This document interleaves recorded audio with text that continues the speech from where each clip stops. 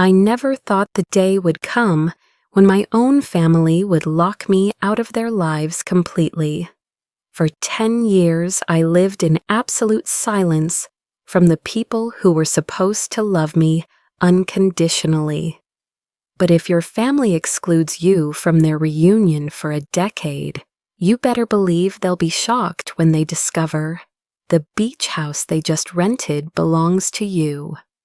I'm Jennifer, and this is the story about the first time in my life I was the one watching them. The last conversation I had with my mother was on a Tuesday afternoon in March 2014. I remember it clearly because it was the day everything changed forever. She called me, not to ask how I was doing, not to see if I needed anything, but to tell me that my brother Michael needed $5,000 for his mortgage payment. Again, "Jennifer, honey, you know Michael's going through a rough patch," she said in that voice she always used when she needed something from me. The same tone she'd used for the past 15 years whenever someone in the family had a crisis that somehow became my financial responsibility. According to research on American family dynamics, 27% of people have cut contact with at least one family member, and that day, I finally understood why.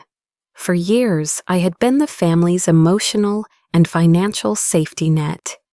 Every crisis, every emergency, every poor decision made by my siblings somehow landed on my doorstep with an expectation that I would fix it. Michael had defaulted on his mortgage 3 times in 2 years. My sister Patricia had asked me to co-sign for her car loan after her credit was destroyed by gambling debts. My parents had borrowed $12,000 from me over the years for various emergencies that were never emergencies, just poor planning. And every single family gathering, every holiday, every birthday party was orchestrated by me. I planned them, paid for them, and cleaned up after them. The pattern was always the same. They would call when they needed something, shower me with praise about how responsible and successful I was, extract whatever they needed, and then disappear until the next crisis. I was the family ATM with legs, the designated fixer, the reliable one who would never let them down. But that Tuesday in March, something inside me finally broke. Maybe it was the way my mother casually mentioned that Michael's wife had just bought a brand new designer purse while asking me to cover their mortgage. Maybe it was the realization that in 15 years of being the family rescuer, not one of them had ever asked about my dreams, my struggles, or my own financial goals. They knew I made good money in tech consulting, but they had no idea that I was saving for something bigger, something that would change my entire life trajectory. "Mom," I said quietly, "I can't do this anymore." The silence on the other end was deafening. In all those years of being the family's solution to every problem, I had never said no. Not once. "What do you mean you can't?" Her voice shifted from sweet manipulation to something colder, more demanding. "This is family, Jennifer. This is what family does for each other." That's when I realized the fundamental lie I'd been living. Family doesn't work one way. Family isn't one person constantly giving while everyone else takes.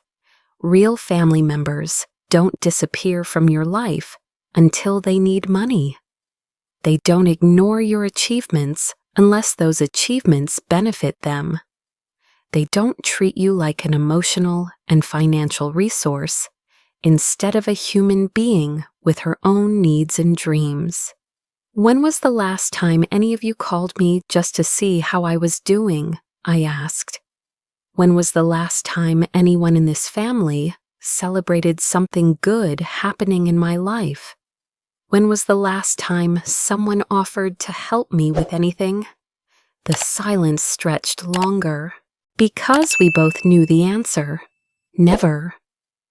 That's when my mother played her final card, the one I now understand is classic manipulation, from the family psychology research I've studied since. If you don't help your brother, Jennifer, then maybe you need to think about whether you really care about this family. Maybe you need to decide what kind of person you want to be. And in that moment, I made the decision that would define the next 10 years of my life. I've decided, I said, I'm done being treated like a bank account instead of a daughter. I'm done being ignored until someone needs something. I'm done. I hung up the phone and immediately blocked every family member's number. I deleted them from social media. I changed my address and didn't give them the new one. For the first time in my adult life, I chose myself over their endless needs and demands. The silence that followed was both terrifying and liberating. Growing up in a family where I was valued only for what I could provide had conditioned me to believe that my worth was tied to my usefulness. Without their constant crises to solve, I had to figure out who Jennifer really was when she wasn't busy rescuing everyone else. The first year was the hardest. I went through what I now understand was a form of grief. I was mourning not just the loss of my family, but the loss of the fantasy I'd held onto that they actually cared about me as a person. I started therapy, something I'd never had time for when I was constantly managing everyone else's problems. Dr. Sarah Martinez, my therapist, helped me understand that what I'd experienced was financial and emotional abuse disguised as family loyalty. They conditioned you to believe that love equals financial support, she explained. But real love doesn't come with invoices attached. Through therapy, I learned that my pattern of rescuing family members had actually enabled their poor decisions and prevented them from developing their own coping skills. Michael never learned to manage money because he knew I would always bail him out. Patricia never addressed her gambling addiction because my co-signature removed the natural consequences of her actions. By the second year of no contact, something amazing started happening. Without the constant drain of family crises, I had energy and resources to focus on my own goals. I had been saving for years, but always in the back of my mind, I knew that money might need to go to the next family emergency. Now, for the first time, my savings were truly mine. I threw myself into my consulting business with a focus I'd never had before. Without the emotional exhaustion of constantly managing family drama, my work quality improved dramatically. I started taking on bigger clients, more challenging projects. My income increased by 40% in the second year alone. By year 3, I was making more money than I ever had in my life, and for the first time, it was staying in my accounts instead of flowing out to solve other people's problems. I started seriously researching real estate investments, something I'd always wanted to do but never had the financial stability to pursue. The beach house came into my life in year 7. It was a distressed property in a prime location, a 3-bedroom cottage just 2 blocks from the ocean in a tourist destination that had been in the same family for 40 years. The elderly owner was selling because of health issues, and she wanted someone who would love the property, not just see it as an investment. When I walked through that house for the first time, I felt something I hadn't experienced in years, pure joy. It was everything I dreamed of owning someday. Hardwood floors throughout, a wraparound porch with ocean views, a stone fireplace, and a kitchen that opened onto a deck perfect for morning coffee while watching the sunrise. I put in an offer that same day. When it was accepted, I cried in my car for 20 minutes. This house represented everything my no-contact decision had made possible. It was proof that choosing myself over toxic family dynamics had been the right choice. It was my sanctuary, my achievement, my symbol of independence. The house also became an excellent investment. I spent the next 3 years renovating it with period-appropriate materials, turning it into the kind of place that magazines write articles about. When I wasn't using it myself, I rented it out through a property management company to carefully vetted guests who appreciated its charm and treated it with respect. The rental income more than covered the mortgage and maintenance costs, making it essentially a free vacation home that was also building equity. It was everything I dreamed of having someday. Financial independence, a beautiful retreat, and proof that I could build something amazing without anyone else's help or interference. But I had no idea that 10 years after cutting contact with my family, this beautiful symbol of my independence would become the stage for the most unexpected confrontation of my life. The call came on a Thursday morning in April 2024, exactly 10 years and 1 month after I'd hung up on my mother for the last time. I was in my home office, reviewing quarterly reports for my consulting business, when my phone rang with a number I didn't recognize. Ms. Thompson, this is Rebecca from Coastal Property Management. I wanted to confirm a booking for your property at 847 Ocean Drive for next month. I pulled up my calendar. I don't see anything scheduled for May. What are the dates? May 15th through 22nd. A family reunion booking for 12 guests. The name on the reservation is Patricia Williams. The world stopped spinning. Patricia Williams. My sister, who had taken her husband's name 15 years ago. My sister, who I hadn't spoken to in a decade. My sister, who had apparently planned a family reunion and somehow booked my beach house without realizing who owned it. My hands started shaking as the reality hit me.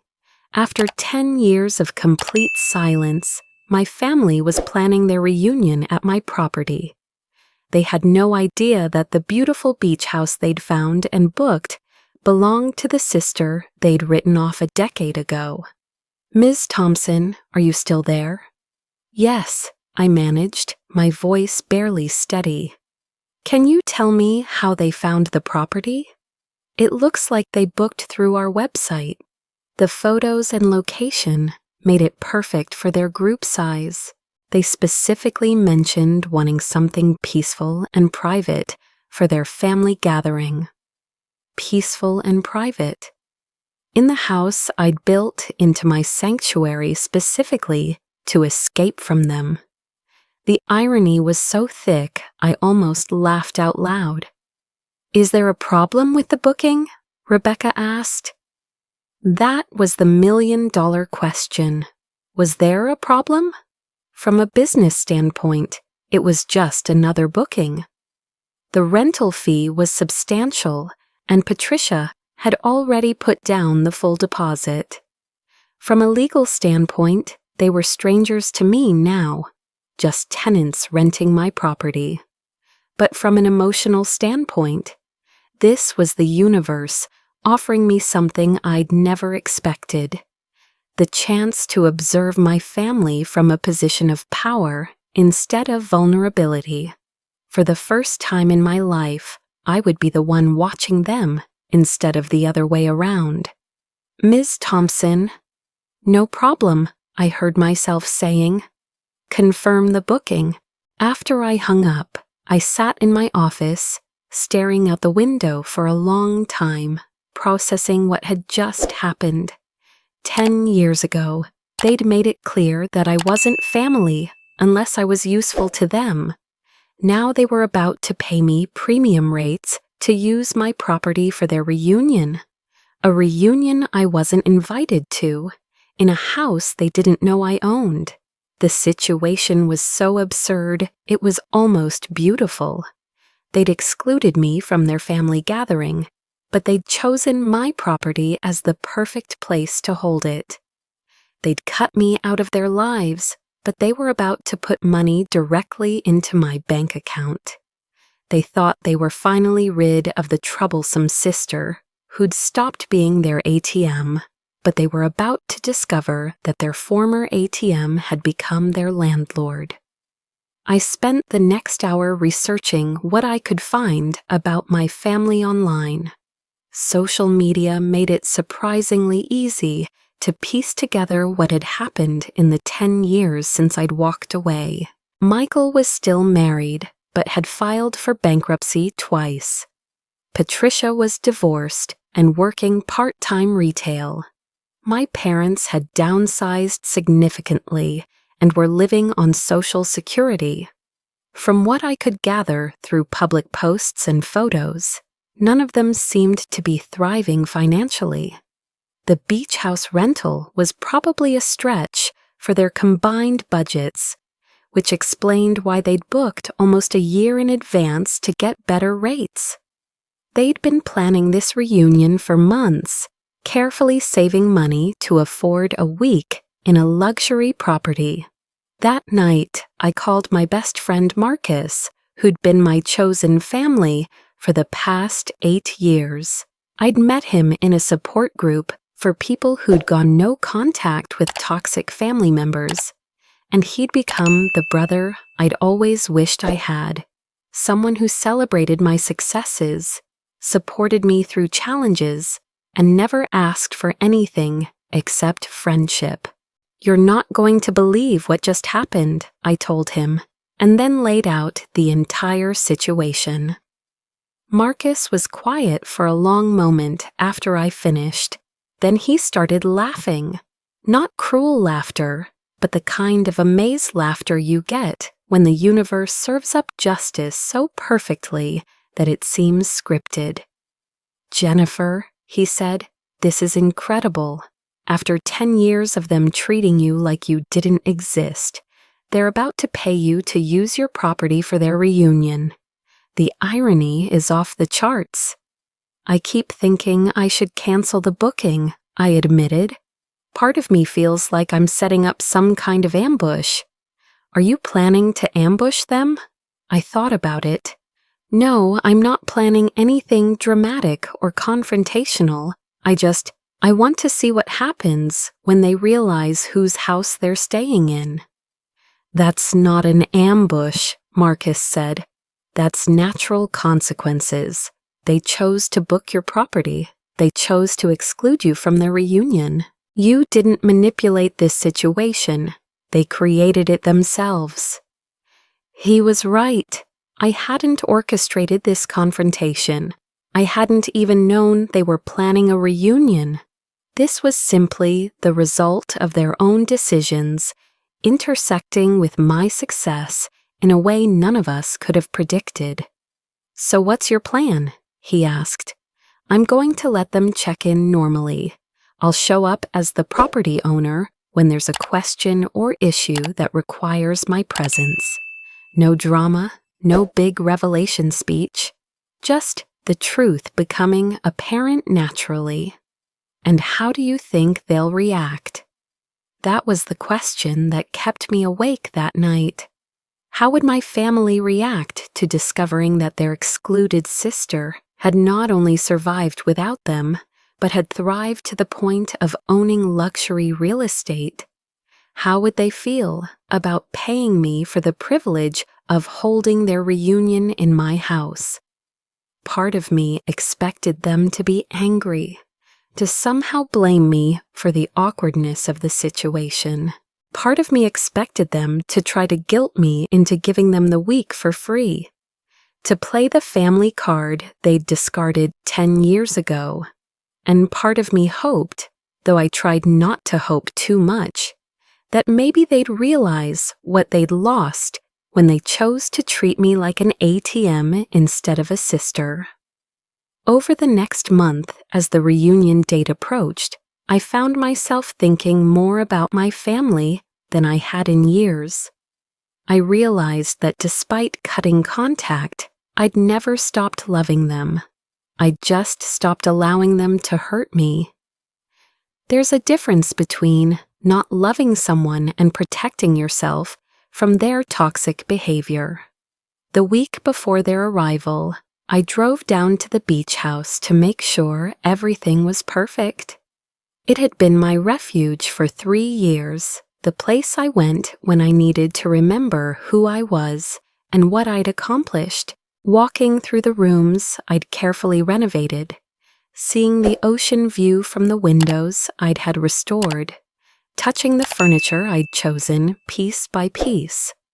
It all reminded me of how far I'd traveled from the scared, depleted woman who'd hung up on her mother 10 years ago.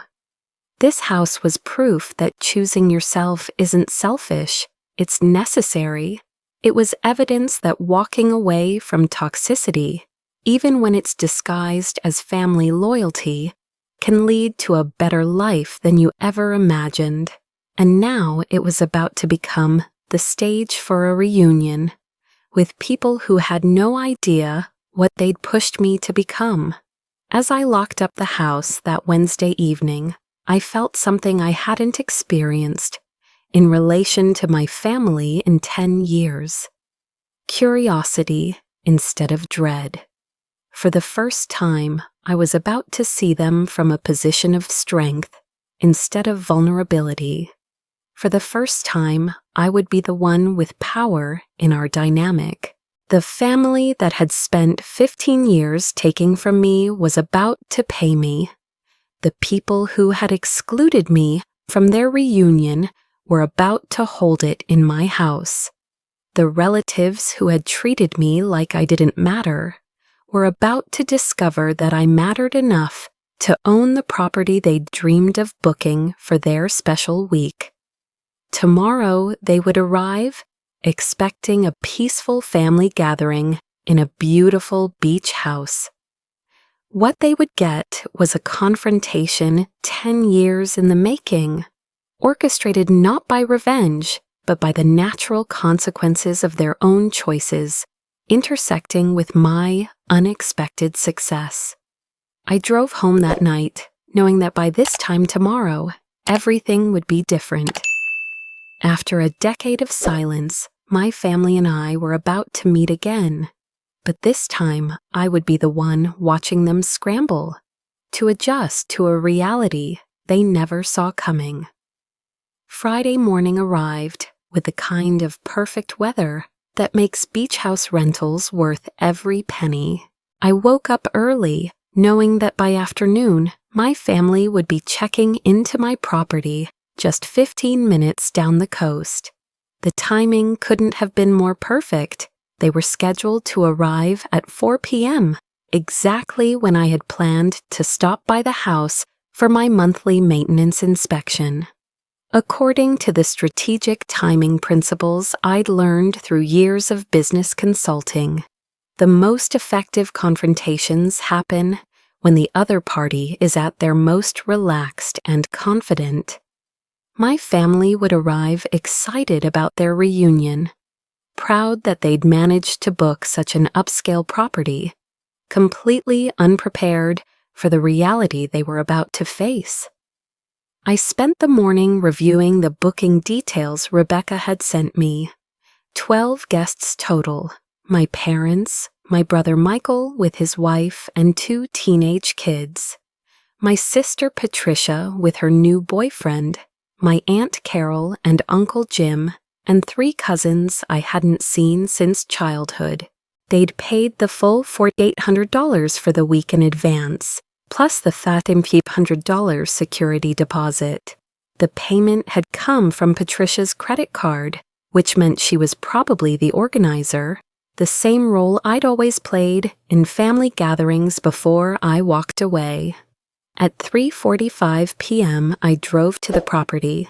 I parked 2 blocks away and walked over, wanting to observe their arrival without being seen immediately. The house looked magnificent in the afternoon light, exactly the kind of place that would make perfect reunion photos for social media posts about family togetherness and making memories. At exactly 4:02 p.m., 2 cars pulled into the driveway. The first was a rental van that could barely contain all their luggage and beach gear. The second was my brother Michael's pickup truck, which looked like it had seen better years. I watched from across the street as they piled out, everyone talking excitedly and pointing at different features of the house. My mother, now 71 with completely gray hair, stood on the porch taking photos with her phone. "This place is even more beautiful than the pictures," she called out to the others. My father, looking frailer than I remembered, leaned heavily on the porch railing as he climbed the steps. Patricia emerged from the driver's seat of the van, looking exactly like I'd expected from her social media photos. Older, tired, but trying to project an energy she didn't quite feel. Her boyfriend appeared to be significantly younger, maybe mid-30s to her 47 years. For a moment, watching them, I felt a strange mixture of nostalgia and detachment.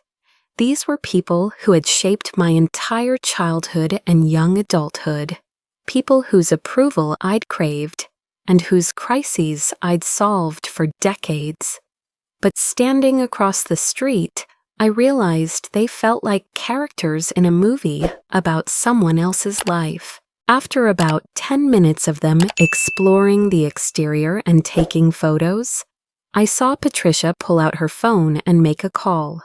Even from across the street, I could see her expression shift from excitement to confusion to something approaching panic. That was my cue. I walked up the driveway just as Patricia was saying into her phone, "But there has to be someone we can talk to. We need to get into the house today. We have 12 people here." "Excuse me," I said, stepping into the group. "Is there a problem with the check-in?" For a moment, nobody recognized me. 10 years is a long time, and I'd changed significantly.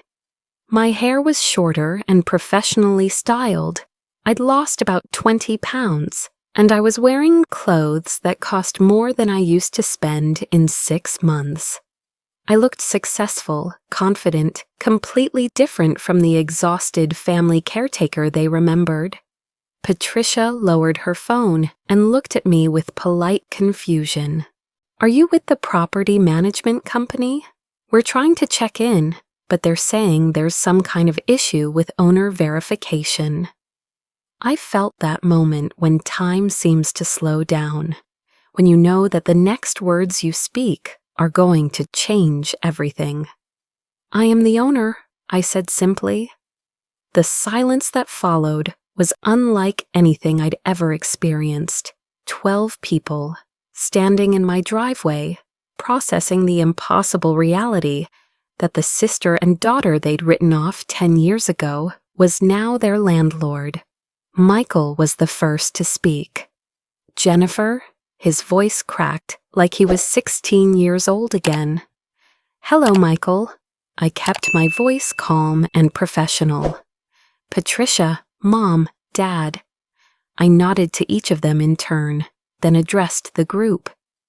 "Welcome to my property. I understand there was some confusion about owner verification." My mother's face had gone completely white.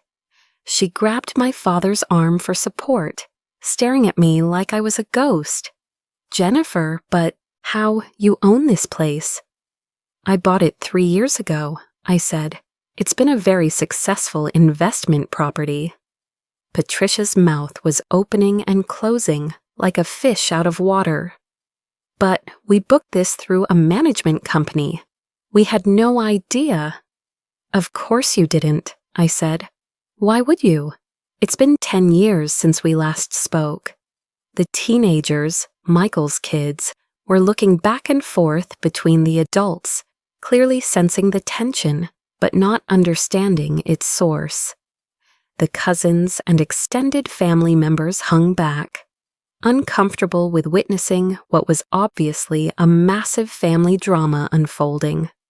Uncle Jim, who had always been the most direct person in the family, stepped forward. Jennifer, sweetheart, we had no idea this was your house. If we had known. If you had known, would you have booked somewhere else? I asked. Would you have included me in the reunion? Or would you have just expected a family discount? The question hung in the air like smoke, because we all knew the answer. Patricia finally found her voice. Jennifer, this is incredibly awkward. Maybe we should find another place to stay. Why? I asked. You've paid in full. The house is ready for your group. I'm not going to kick you out because we're related. This is business. Business? My mother's voice was barely a whisper. Jennifer, we're family. The irony of those words coming from her, after 10 years of complete silence, was so sharp it almost made me laugh. Are we, Mom? Because family members typically invite each other to reunions. Michael stepped forward, his face red with embarrassment, and something that might have been shame. Jenny, we thought, after you cut us off. After I set boundaries, I corrected. After I decided I couldn't be your family ATM anymore. We never saw you as an ATM, Patricia protested, but her voice lacked conviction. I pulled out my phone and opened the Notes app, where I'd kept a running total over the years, something my financial advisor had suggested for tax purposes. In the 5 years before I went no contact, you collectively borrowed $47,000 from me. Michael, your mortgage payments, credit card debt, and car repairs totaled $23,000. Patricia, your gambling debt, co-signed loans, and emergency funds came to $18,000. Mom and Dad, your various emergencies and assistance payments were $6,000. Of that total, exactly $0 were ever repaid. The numbers hung between us like an indictment. I watched their faces as they processed the reality of what they'd taken from me, probably for the first time, seeing the actual scope of their financial dependence on the daughter and sister they'd discarded. But we never asked you to keep track, Michael said weakly. I had to keep track, I replied. It was affecting my ability to save for my own future. For this house, actually, every dollar I gave to solve your crises was a dollar I couldn't invest in my own dreams. My father, who had been silent through this entire exchange, suddenly spoke up. We made mistakes, Jennifer. We know that now. Do you? I asked. Because not once in 10 years did anyone reach out to apologize. Not once did anyone ask how I was doing or if I needed anything. The only contact I received was when Michael tried to find my address 3 years ago because Patricia needed a kidney transplant reference. Patricia's face flushed red. How did you know about that? Your medical social worker found me through my business website. I provided the reference, by the way, anonymously. The shock on their faces was complete. They'd had no idea that I'd helped Patricia when she needed a kidney transplant, that I'd still cared enough to assist even after years of no contact. You helped me? Patricia's voice was barely audible. Of course I helped you. Cutting contact didn't mean I stopped loving you. It meant I stopped allowing you to take advantage of that love. My mother started crying then, huge silent tears rolling down her cheeks. Jennifer, we've missed you so much. We just didn't know how to reach out after everything. You could have started with an apology, I said gently.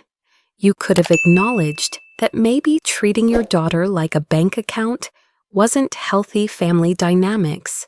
You could have asked what you could do to repair the relationship, instead of just waiting for me to come back and resume my role as the family fixer. Michael's wife, who had been silent throughout this entire confrontation, suddenly stepped forward. Jennifer, I want you to know that I've told Michael for years that what happened wasn't right, that the family took advantage of your generosity. I looked at her with genuine appreciation. Thank you, Sarah. That means a lot. So what happens now? Patricia asked. Do we check in? Do we leave? This is all so surreal. I looked around at all of them, my family, who had shaped me and hurt me and ultimately pushed me to become more successful than I'd ever imagined I could be. They looked smaller somehow than they had in my memories. Older, more fragile, less powerful. You check in, I said. You have a lovely week at the beach. You make your reunion memories. And maybe, if you're interested, we can have a conversation about whether there's a way to rebuild some kind of relationship that doesn't revolve around financial emergencies and one-sided support. The relief on their faces was visible. Whatever they'd expected from this confrontation, it hadn't been calm professionalism mixed with an offer of potential reconciliation. But, I continued, any future relationship happens on different terms. I'm not the same person who left 10 years ago. I have boundaries now, and I enforce them. I have my own life, my own priorities, my own dreams. Any family relationship we build has to be mutual and healthy. Patricia nodded eagerly.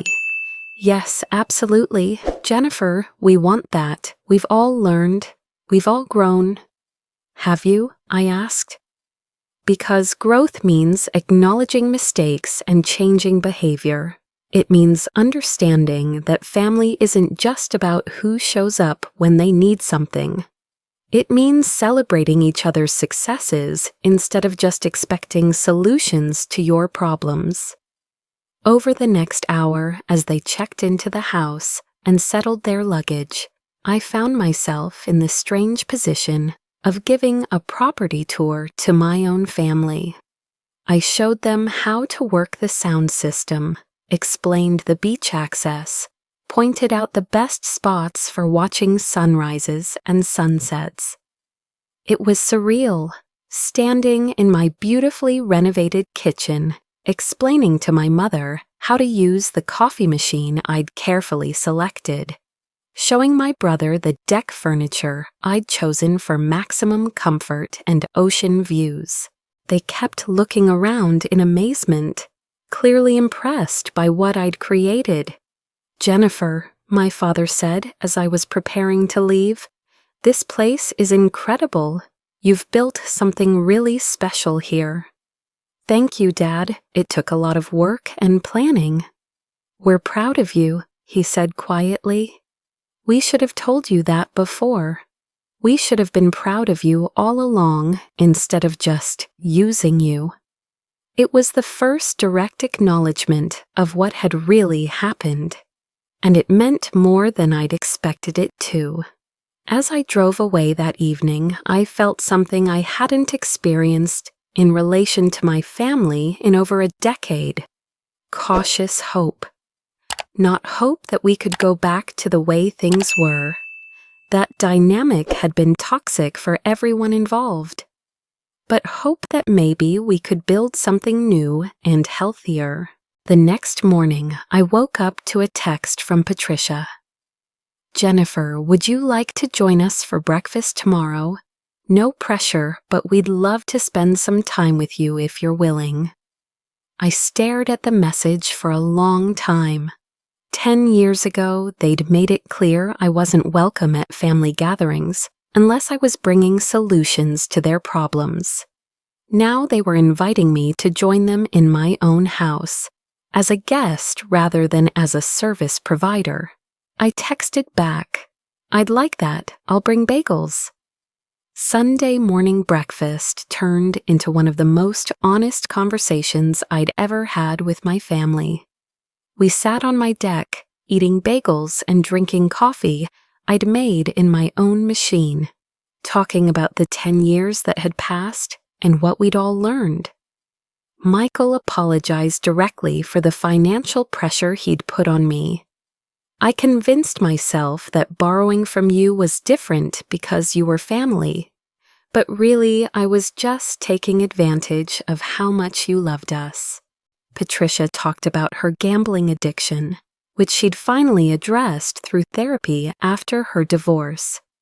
Losing my marriage made me realize that my problems weren't actually emergencies that other people needed to solve. They were my responsibilities to handle. My mother cried again as she talked about the family gatherings of the past 10 years.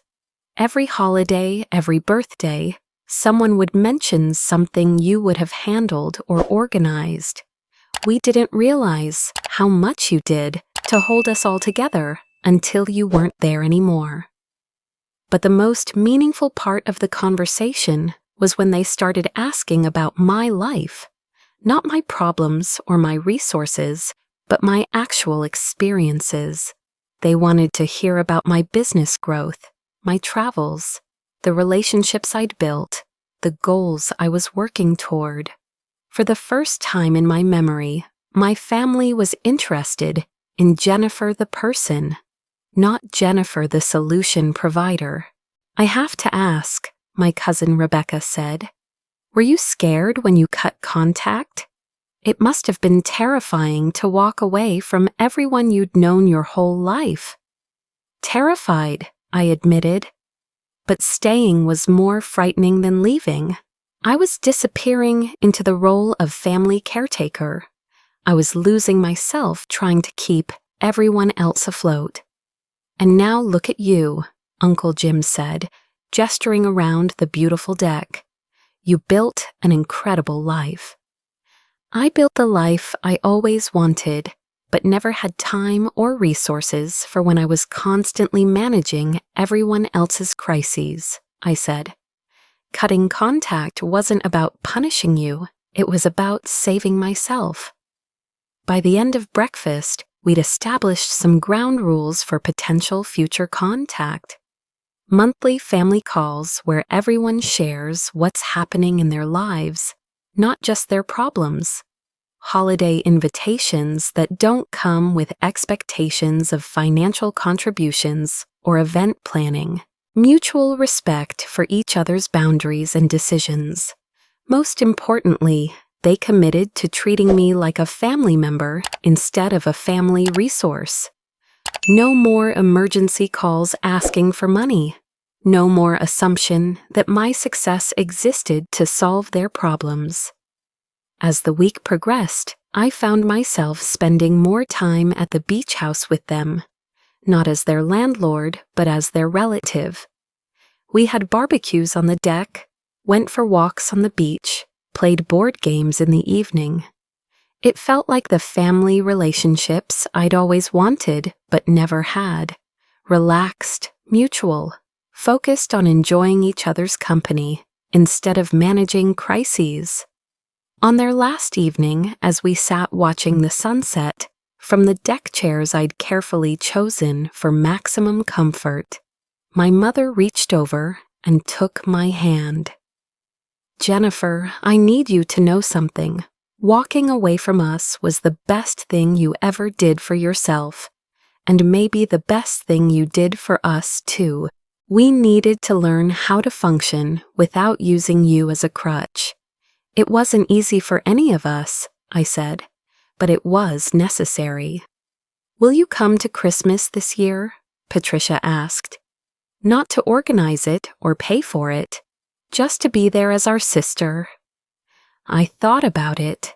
Christmas had always been the most stressful holiday because I'd been responsible for making everyone else's perfect family experience happen. But Christmas as a guest, as a family member, there just to celebrate. That sounded like something I might actually enjoy. "I'll think about it," I said. "But if I come, I'm bringing my chosen family too. Marcus and his partner David are family to me now." "Of course," my mother said immediately. "We'd love to meet them." As they packed up to leave the next morning, I realized that something fundamental had shifted. For the first time in my relationship with my family, I held the power, not because I had money they needed, but because I had built a life I loved and I wasn't willing to compromise it for toxic relationships. They needed my forgiveness more than I needed their approval. They wanted my presence more than I needed their acceptance. This new dynamic meant that any relationship we built would have to be worth my time and energy, not just convenient for their problems. 3 months later, I did go to Christmas. I brought Marcus and David, who were welcomed warmly by my family. We had dinner around my parents' table, opened presents, played games, and enjoyed each other's company. It felt like the first real family celebration I'd ever experienced, one where everyone contributed and everyone belonged. But the most meaningful part was when my teenage nephew asked me about my business, clearly inspired by what I'd accomplished. "Aunt Jennifer, do you think you could teach me about investing? I want to start saving for my future." Sitting there in my parents' living room, answering my nephew's questions about financial planning and business development, I realized that my story had come full circle. 10 years ago, I'd walked away from a family that saw me only as a resource. Now I was choosing to engage with a family that saw me as a person, someone whose success could inspire rather than just solve problems. The beach house still sits as my sanctuary, my proof that choosing yourself over toxic dynamics isn't selfish, it's necessary. But now it also serves another purpose. It's the place where my family learned that the sister they'd written off had not only survived without them, but had thrived beyond their wildest imagination. Sometimes the best revenge isn't revenge at all. Sometimes it's simply living well enough that when people who hurt you encounter the life you built without them, they realize exactly what they lost when they chose to treat your love like a transaction instead of a gift. My family excluded me from their reunion, but they held it in my house. They cut me out of their lives, but they paid me for the privilege of gathering in my space. And in the end, that perfect irony became the foundation for building something I'd never had before. A family relationship based on mutual respect instead of one-sided need. That's what real family looks like. Not people who only call when they need something, but people who celebrate your success and respect your boundaries. People who see your worth as a person, not just your usefulness as a resource. People who understand that love isn't measured by how much you're willing to sacrifice, but by how much joy you're able to share. 10 years of silence led to 1 week of awkward revelation, which led to a lifetime of healthier relationships. Sometimes walking away from the people who are supposed to love you is the only way to teach them how love is actually supposed to work. And sometimes, if you're very lucky, they're willing to learn.